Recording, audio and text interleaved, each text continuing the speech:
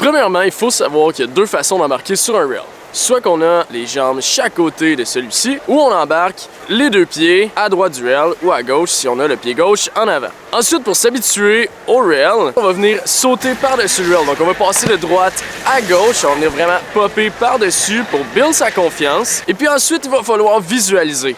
Donc là, on n'est pas sur le rail, ça se passe vraiment quand on est dans la chaise avant de commit sur le rail. On visualise, on se dit « OK, je le fais ». Pour vrai, faut vraiment décider qu'on le fait, faut avoir du commitment.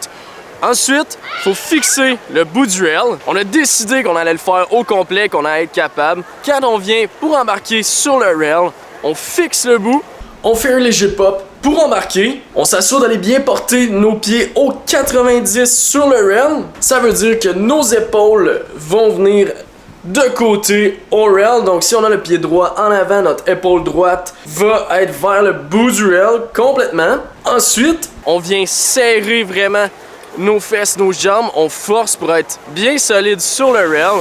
On garde toujours les yeux fixés sur le bout de celui-ci. Et puis ensuite, on peut sortir tranquillement.